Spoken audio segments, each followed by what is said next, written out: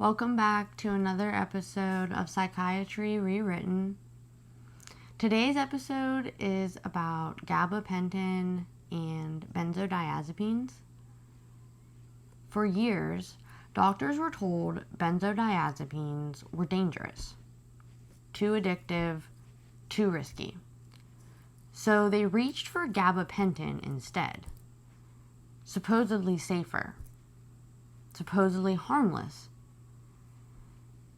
But research and real-life cases are suggesting gabapentin isn't a safe alternative. It's just a different trap, and it may be quietly wrecking the brain in ways we're only now starting to understand. Benzodiazepines and gabapentin, also called Neurontin, two drugs that were supposed to do the same thing. Calm people down, take the edge off, help with anxiety, sleep, withdrawal, and yet they both suck. For decades, benzos were the go-to until the risk became impossible to ignore. Rebound anxiety, dependence, withdrawals that could kill you, and mounting evidence they were linked to dementia. So, providers began prescribing gabapentin instead, thinking they were benefiting their clients by not prescribing them benzodiazepines for their anxiety. It's not some miracle substitute. It's not a harmless alternative. It's just another drug with its own set of problems, and the new research is making it clear that it may be just as dangerous for the brain as the benzodiazepines it replaced. Let's back up for a second, because not everybody listening knows what I mean when I say benzodiazepines or gabapentin. So benzodiazepines are drugs like Xanax, Ativan, Klonopin, and Valium. They were first brought to market in the 1960s and were pitched as the safer alternative to barbiturates. For decades, they were handed out like candy. They calm the brain by boosting GABA. GABA is the brain's natural brake pedal. Benzos were marketed as the housewife's helper, pitched to anxious, overwhelmed women in the 60s and 70s to keep them quiet, calm, and at home. Here's the reality though. A lot of those early prescriptions were written for women who were horribly depressed and anxious, but instead of being offered therapy or real support, they were basically sedated into submission, into silence. Valium was literally nicknamed Mother's Little Helper because, it kept women home, kept them quiet, and yes, it made them feel good. But let's be honest, that feel good came with a nasty catch. As soon as the drug wore off, the rebound anxiety was awful. I can practically hear the husbands of the era yelling, "Take another pill and relax," while their wives were drowning in very real concerns, vacuuming the living room in kitten heels and a poodle skirt, tears streaming down their faces. Like, that was the reality. women weren't being treated, they were being tranquilized. And what seemed like relief in the short term ended up building dependence, erasing their concerns, and setting the stage for decades of cognitive decline. And it led to generational trauma and patterns. A major study published in the BMJ in 2012 found that long-term benzodiazepine use was linked with up to a 50% increase in dementia risk. Another review in CNS Drugs in 2016 pulled together dozens of studies and confirmed the pattern. People who stay on benzos long-term are more likely to end up with memory problems, confusion, and dementia. Add in dependence, again, withdrawal that can kill you, and the overdose risk when you mix them with opioids or alcohol, and it's clear why prescribers started looking for something safer. Enter gabapentin. Brand name Neurontin. New and exciting.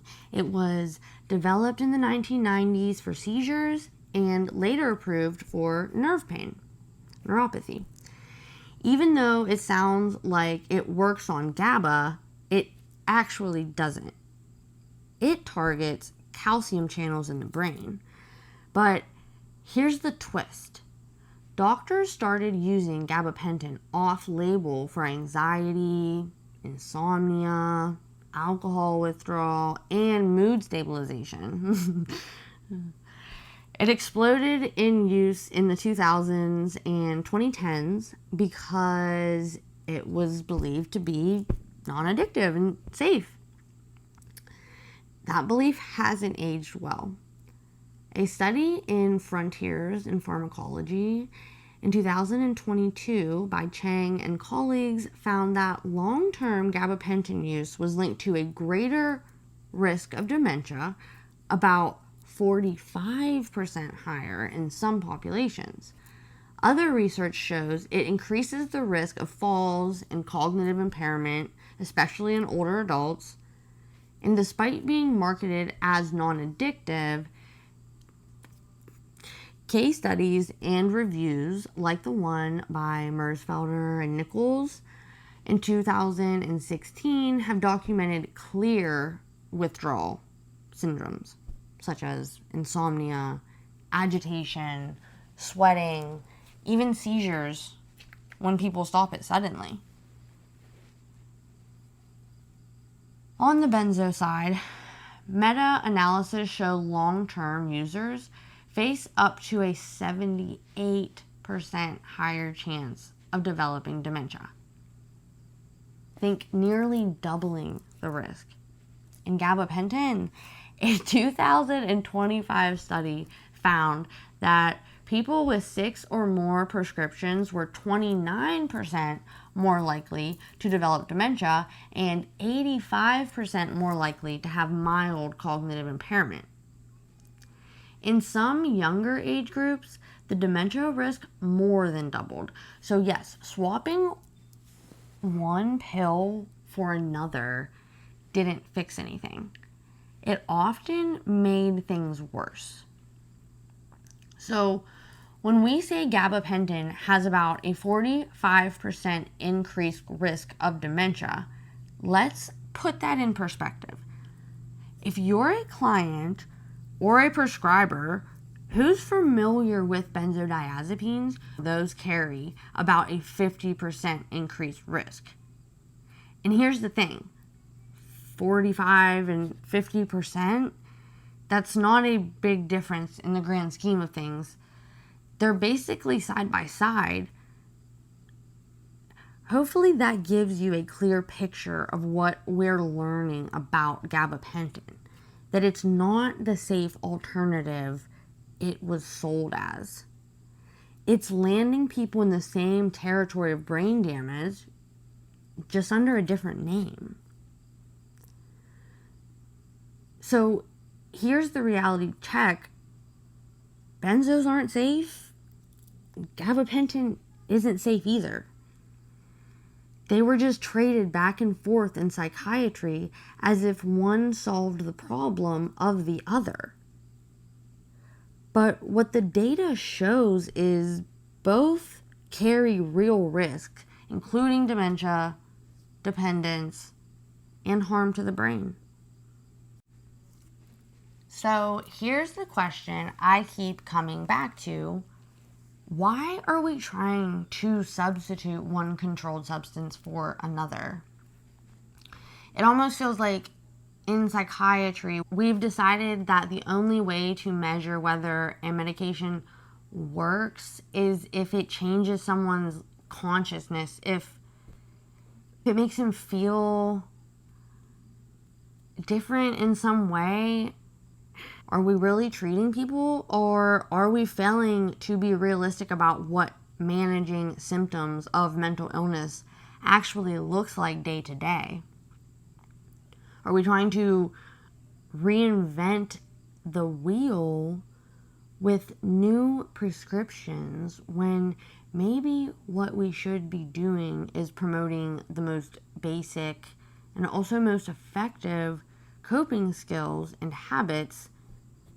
Things like sleep hygiene, movement, structure, therapy, connection.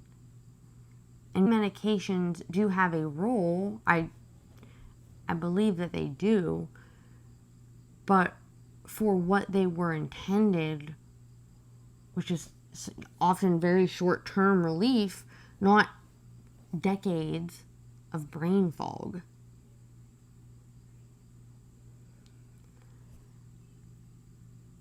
So here's how gabapentin ended up in everybody's medicine cabinet.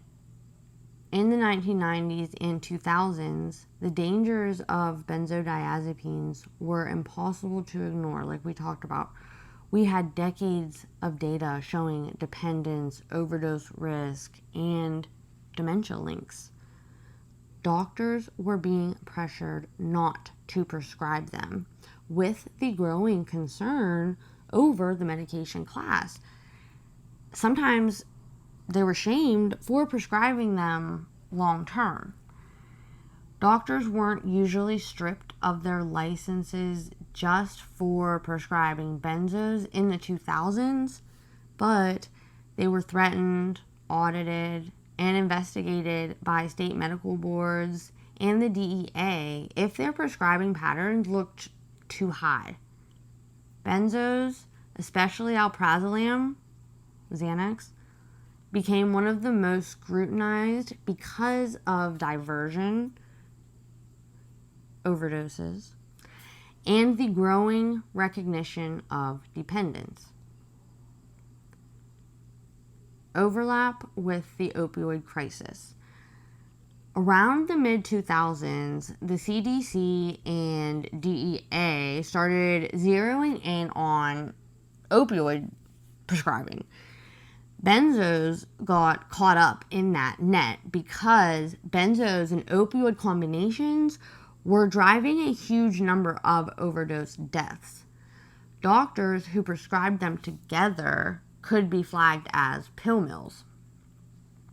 A lot of prescribers describe it as being in a constant state of threat. You might not lose your license for continuing a patient on Xanax they'd been on for 15 years, but you could be dragged into a board review, accused of running a pill mill, or pressured to taper patients off just to cover yourself.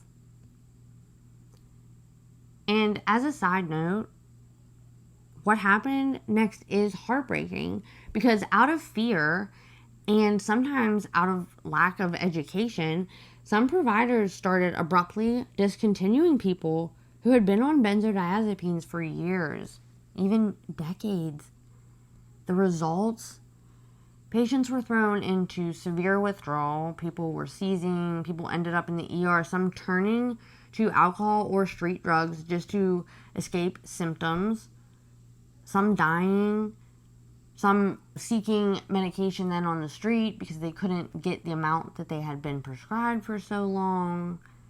it can be a difficult process, or at least a complex process, to get somebody who's been on benzodiazepines for decades off of them. So when we talk about how we got here, this is part of the story too. It wasn't just about doctors prescribing too much.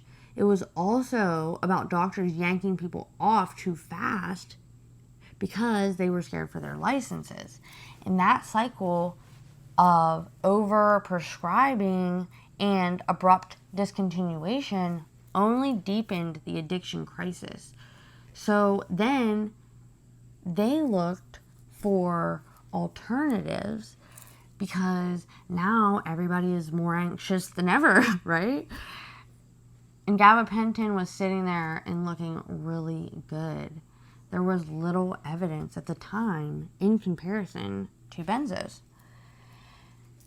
Gabapentin had been approved in 1993 for seizures and in 2004 for nerve pain. But here's the wild part. By the 2010s, over 80 to 90% of gabapentin prescriptions were for off-label use, meaning things the FDA never officially approved it for. Anxiety, insomnia, bipolar disorder, alcohol withdrawal, chronic pain, restless legs, you name it, gabapentin got thrown at it. And the numbers are staggering. In the US, gabapentin prescriptions more than doubled between 2009 and 2016. By 2017, it was one of the top 10 most prescribed drugs in the entire country. Over 64 million prescriptions that year. Why? Because providers thought it was safe. They thought it wasn't addictive. It wasn't controlled, and it couldn't kill you. Basically, it's not a benzo, so it must be better. But that assumption was dead wrong. By the mid-2010s, reports started piling up.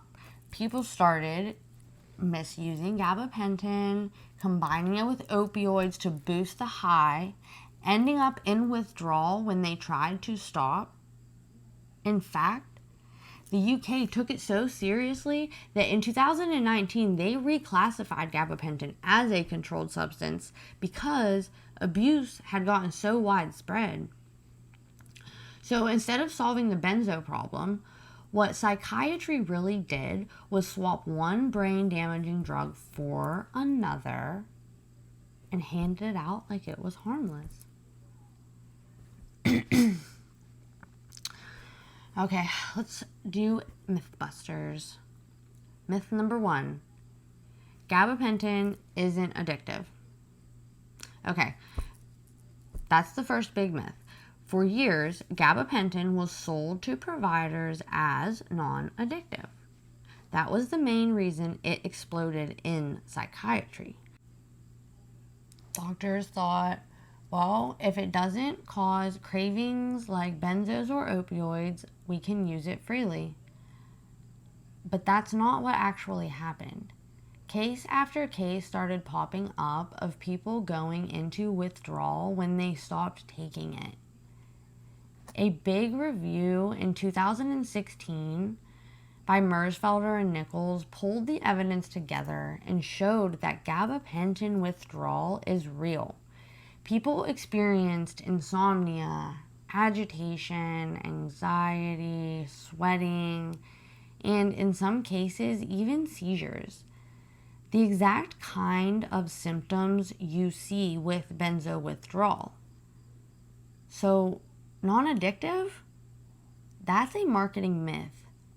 Dependence is absolutely possible. Myth number 2. You can't abuse gabapentin. Another thing you might have heard, you really can't abuse gabapentin, that it doesn't give you a high. Providers believed this for years, and that's why they felt comfortable prescribing it alongside opioids. But the data says otherwise. A 2000 2018 study in the journal Addiction found that between 15 and 22% of people misusing opioids were also misusing gabapentin, usually to boost the high of the opioid. Some describe it as making the opioid effect stronger or longer lasting. And it's not just a small side issue. In places like Kentucky and Ohio, gabapentin abuse, that it affected how other countries prescribed their gabapentin and how they classified it.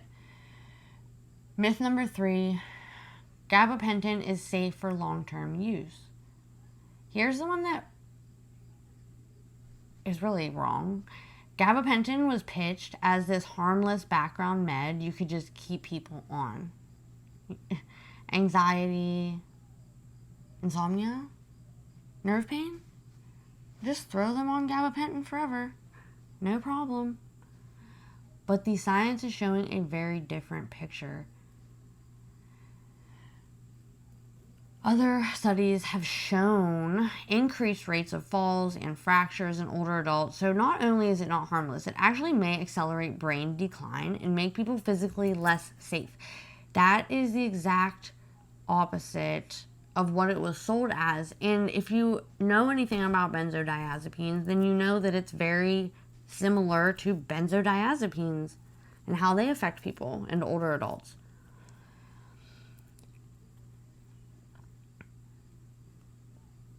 Now that we've busted the myths, it's time for the data. The real mess we're dealing with is not just individual suffering.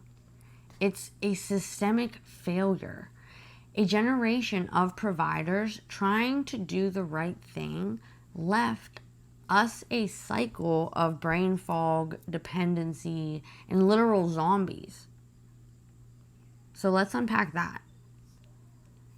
A landmark 2025 study published in Regional Anesthesia and Pain Medicine used data from over 26,400 chronic low back patients who were prescribed gabapentin. They found that people with 6 or more prescriptions were 29% more likely to develop dementia and a staggering 85% more likely to develop mild cognitive impairment within a decade, compared to those who weren't prescribed gabapentin. The risk wasn't limited to seniors. In the 18 to 64 group, the risk more than doubled for dementia and tripled for mild cognitive impairment. If prescriptions climbed to 12 or more, dementia risk rose to 40%, and mild cognitive impairment to 65% in those groups. Those numbers do not lie. These weren't just headline numbers. Medical News Today pulled this into plain talk. People with 6+ scripts had a 29% higher dementia risk and 85% more likely to get mild cognitive impairment. Prescription frequency mattered, and young adults saw bigger jumps.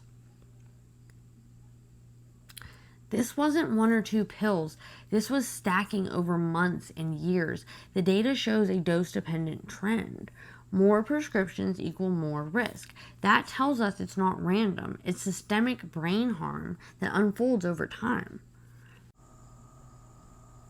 And it's both tragic and systemic. The providers really did want to help. I believe that. They just inherited a prescription culture that prioritized quick fixes, and the result was generational damage. And the ripple effect is like this.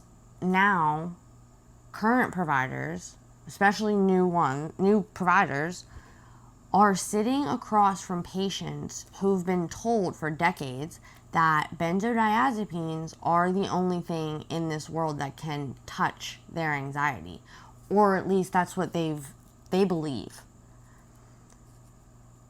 Sometimes they've been misled. There are people who have become dependent and who cannot imagine another option.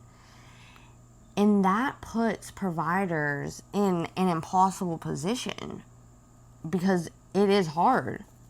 It's really hard to sit in front of someone while they plead their case, while they tell you with tears in their eyes that this one pill is the only thing keeping them together, and you're the one holding the license to prescribe it.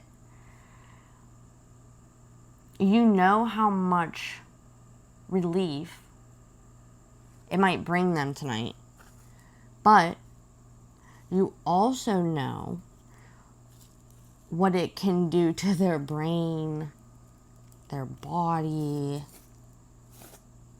their families in the future. So you end up playing like a gatekeeper.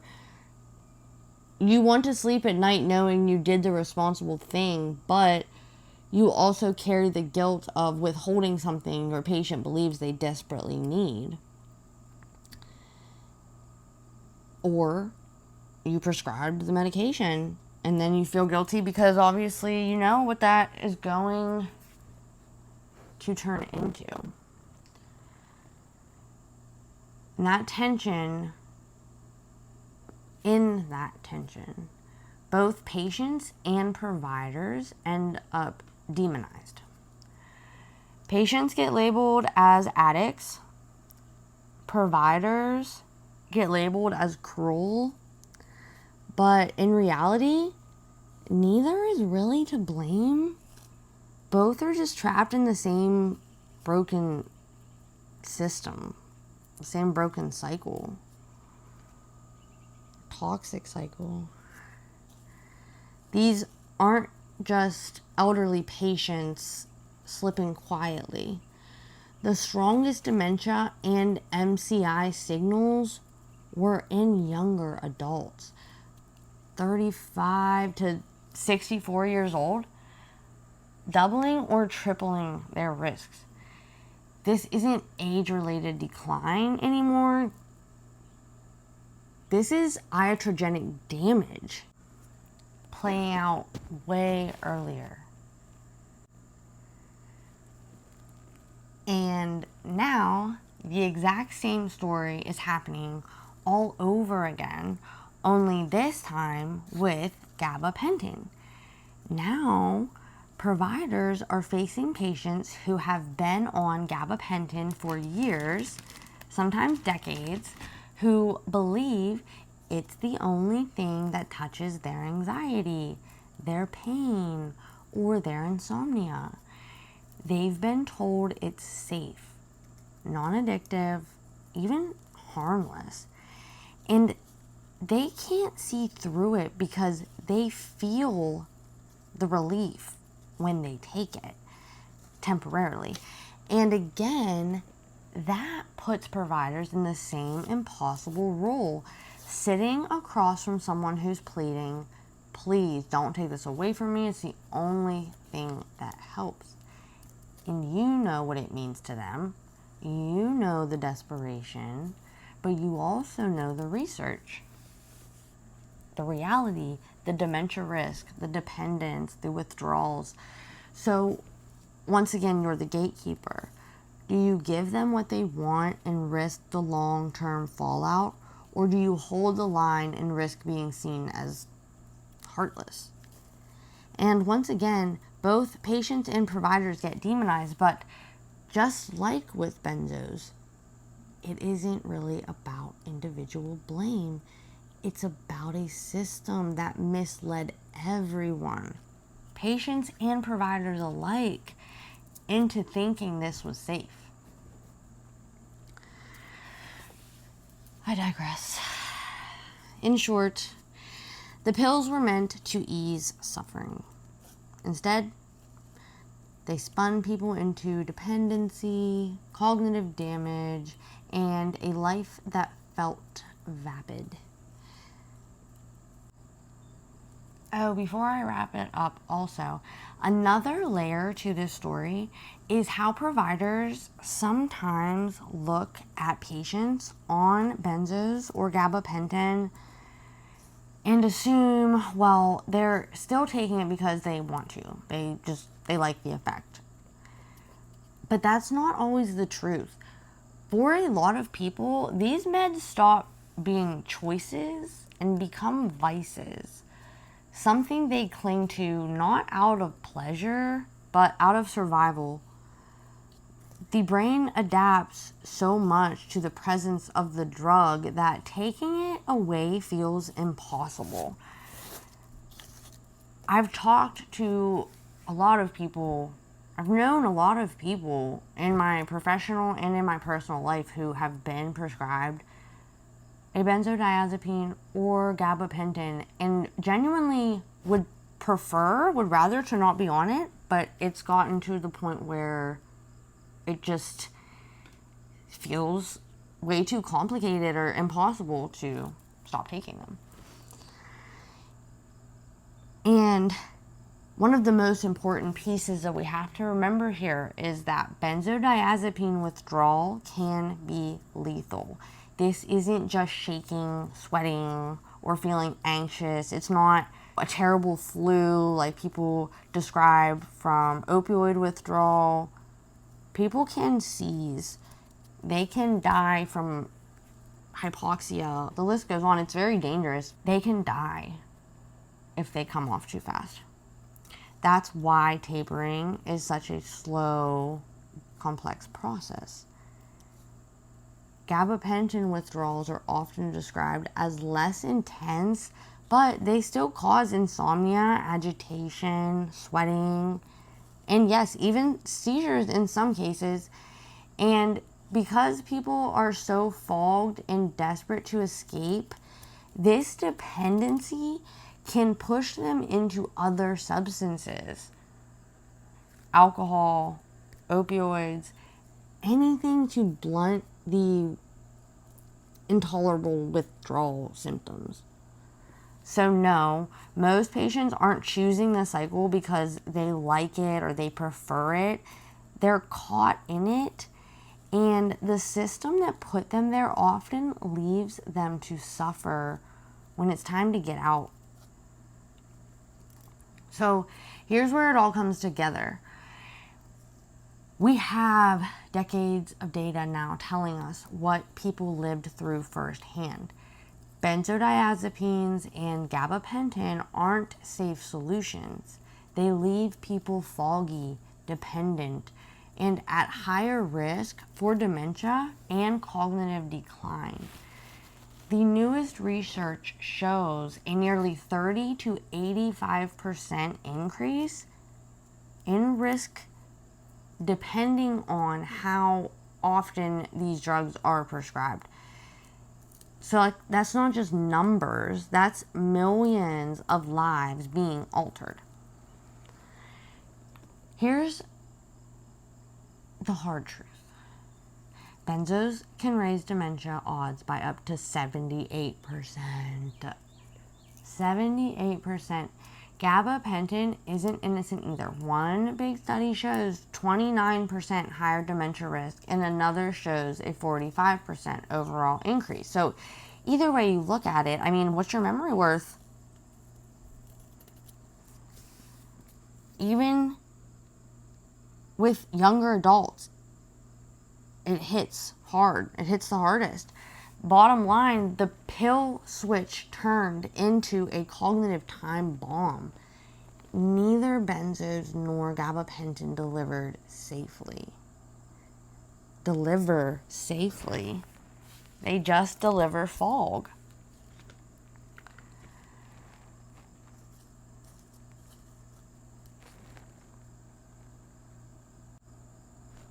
And the American healthcare system stands to benefit and benefited from that cycle. more prescriptions, more appointments, more hospitalizations. Chronic fog is profitable. True healing? Not so much. Gabapentin slid neatly into that machine. Easy to prescribe, cheap to cover, and never truly curative. So when we zoom out, step back, what we're really looking at is just a cycle. One fueled by misplaced trust, sustained by profit, and cemented by dependence. And it's a cycle that patients didn't choose, but are forced to live inside of.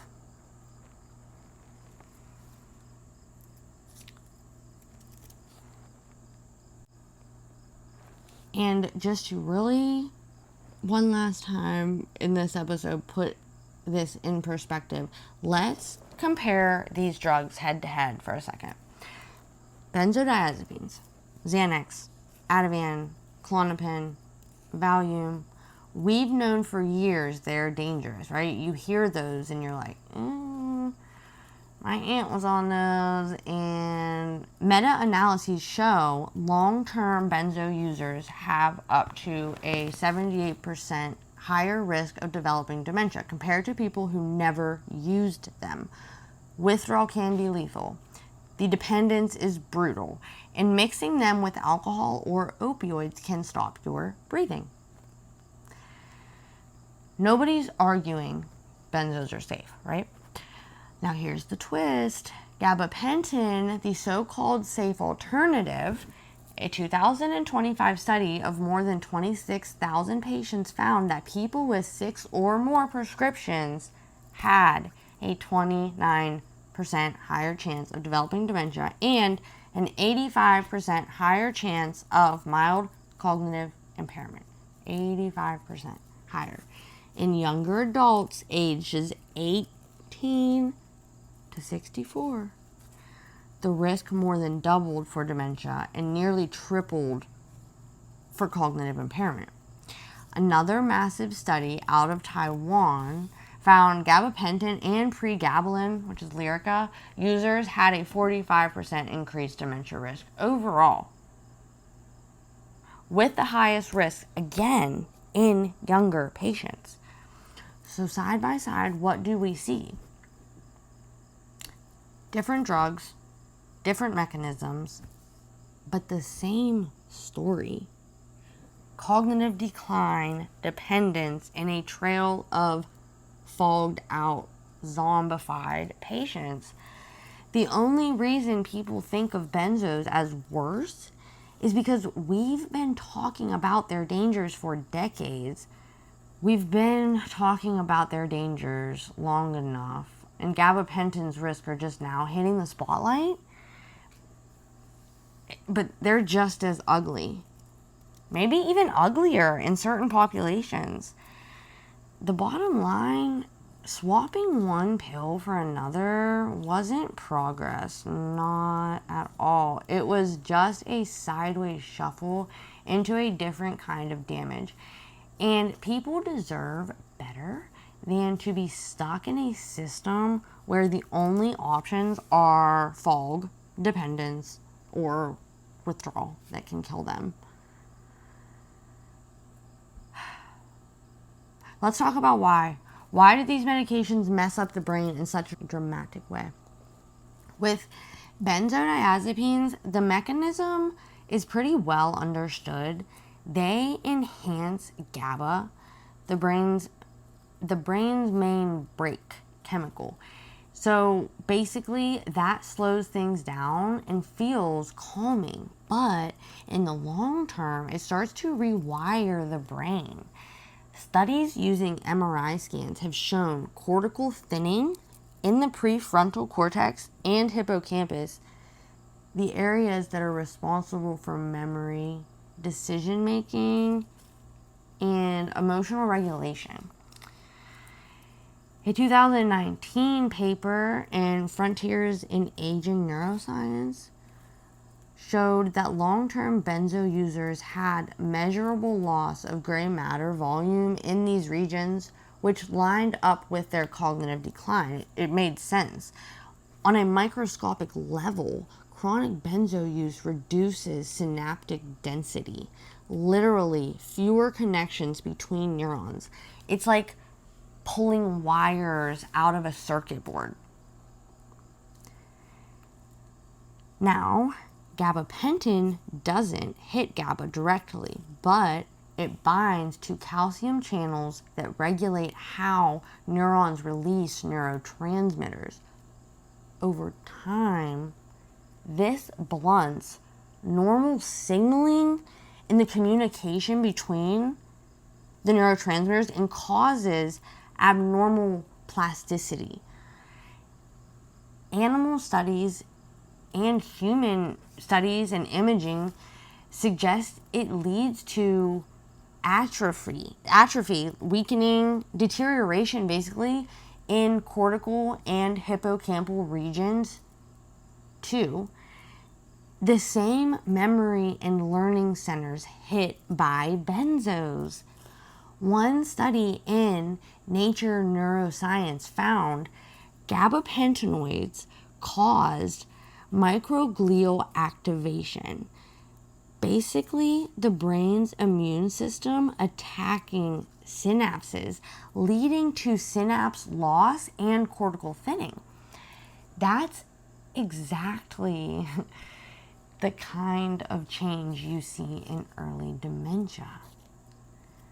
So whether it's benzos slamming GABA or gabapentin scrambling calcium channel activity, the end result is the same to your brain and to your functioning: neurotoxicity and cortical shrinkage.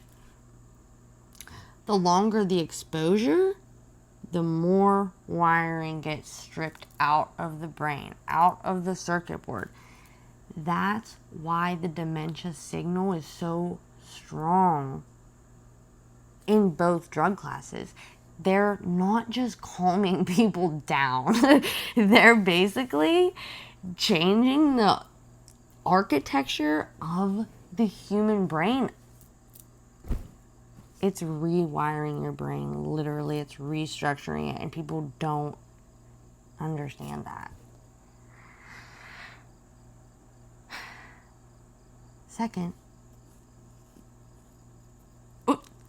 third, fourth, fifth, we need real informed consent. So patients deserve to hear, and I tell anybody that'll listen to me, whether they want to hear it or not. I don't honestly care, because my job is to try to help educate and advocate and discuss evidence-based practice.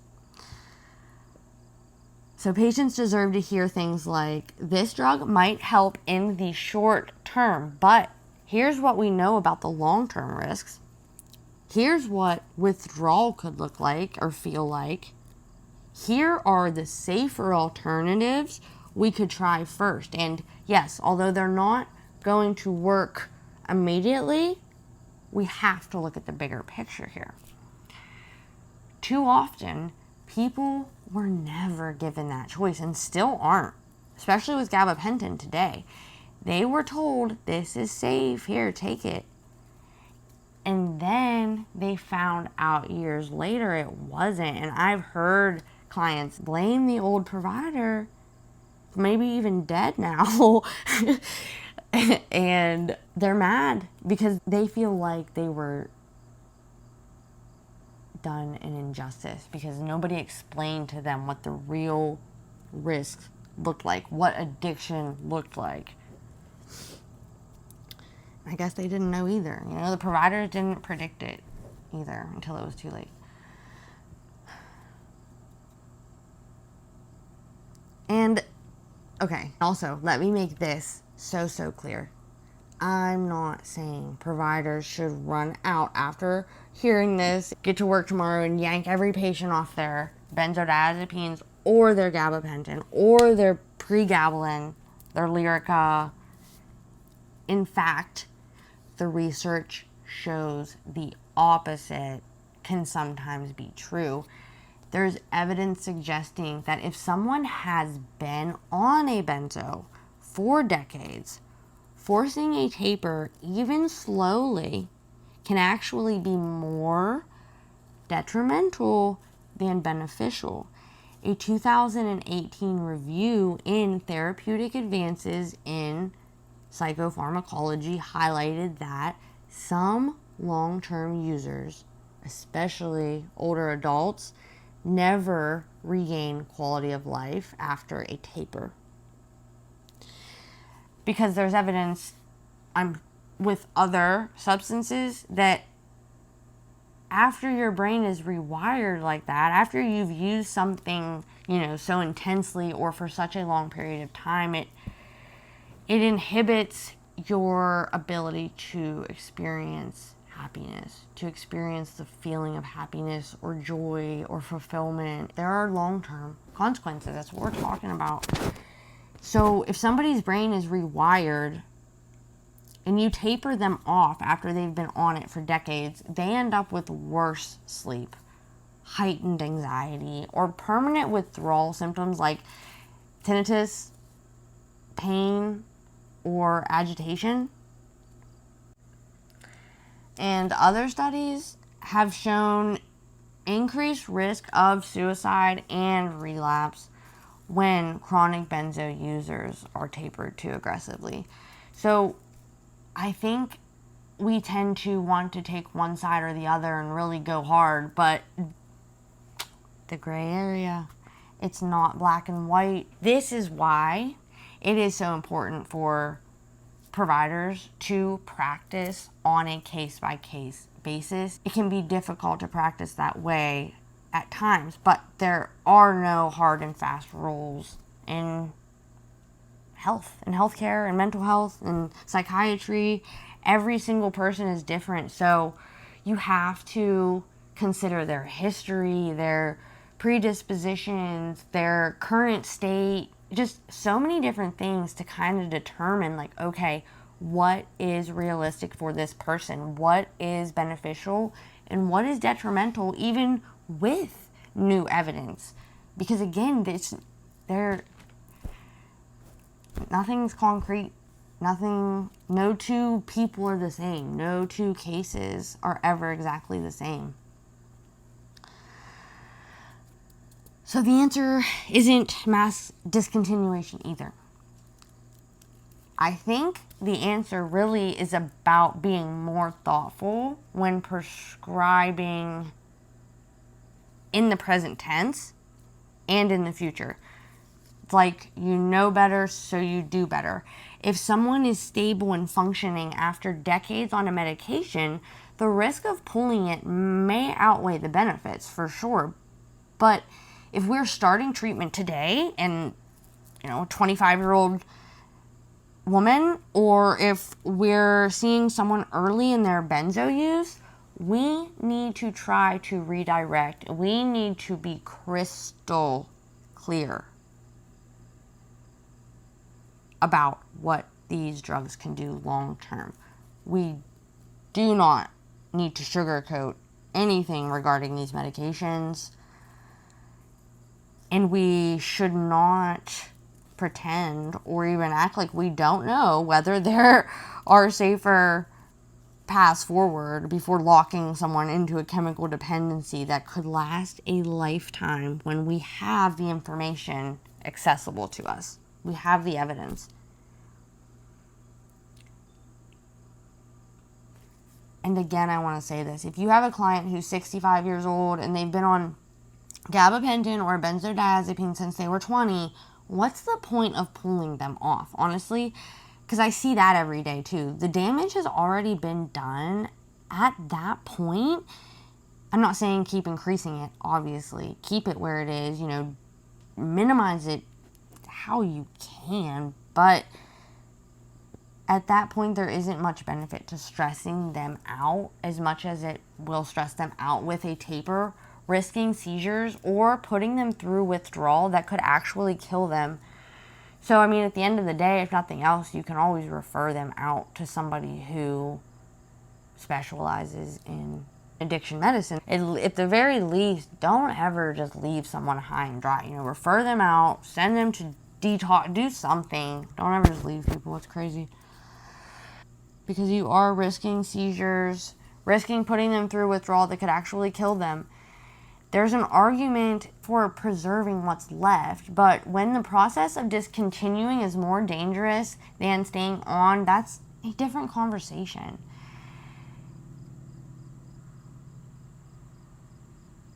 We need to tell these people the truth about what these medications do to the brain and be honest with ourselves, even if it seems like the easier choice sometimes, so that we can all make informed choices. And if a patient understands the risk and still chooses to keep taking them, that's their decision. That's autonomy. They can go to another provider. They can get a second opinion, and most likely there's always going to be someone down the line that might prescribe it. But it just needs to be an honest decision based on facts, at least. Not one made in the dark because their provider told them a half truth. Don't worry, this is just going to chill you out. No big deal. We owe people better than that. It's changing the way we prescribe now. It's changing the narrative now for the future. Stop handing these drugs to young adults as quick fixes. Stop creating the next generation of cognitive decline, because at the end of the day, we can't undo the past, but we can stop repeating it. And we can keep trying to save our own asses with the board by sacrificing the people who trust us the most.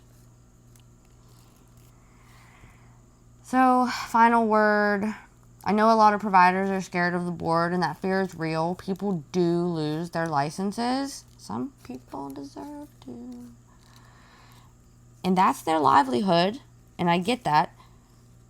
But here's the thing. If you have a 65-year-old who's been on gabapentin for 4 decades, pulling them off now isn't going to preserve a ton of function. In fact, the stress of tapering can sometimes do more harm than good. What we can do is be more thoughtful in the present tense and for the future. That means being honest with our patients, not sugarcoating the risk, and being cautious about starting these medications in young adults. Exhaust the other options, the alternatives. There are a lot of alternatives. Start with the least invasive options first. Psychotherapy, always. Whatever type of psychotherapy you feel is right for that individual person. Exercise, yoga, meditation. There's a million different things that, because it's not a quick fix, we don't even discuss it anymore. But I think we need to be more firm about discussing it. If someone doesn't seem interested in one avenue of treatment just because it seems like it's more time consuming or it sounds cliche to use breathing techniques, let's not just give in right there and be like, okay, never mind. Here you go. Here's your Xanax. You're right. No, let's shift the narrative about it. It's about learning from what we know now and doing better moving forward. And I don't talk about all of this from some distant clinical place. I've been prescribed benzodiazepines myself as a young adult. I've watched people in my own family take them, struggle with addiction, and fight to get free from it. I've seen people stuck in the cycle, sick in withdrawal, hovering on the brink of death, psychologically and literally. And I've also been on the other side of the desk, the prescriber the pen in my hand, trying to decide if writing for this medication was the right choice. Questioning myself almost every time, because I've known the risk of benzodiazepines for a long time. Not gabapentin, though. So when I talk about the risk, the cycles, the damage, it's not just theory. It's lived. It's real. And it's complicated. That's why I believe we need to stop sugarcoating the facts. We need to be more honest with patients, with ourselves, and with each other. Because these medications don't just sit in pill bottles. These aren't just scripts being electronically sent through. They change lives for better or for worse.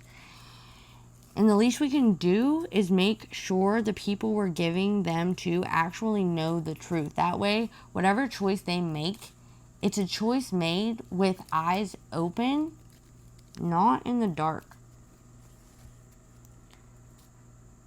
Thank you for being here today. We'll see you next time.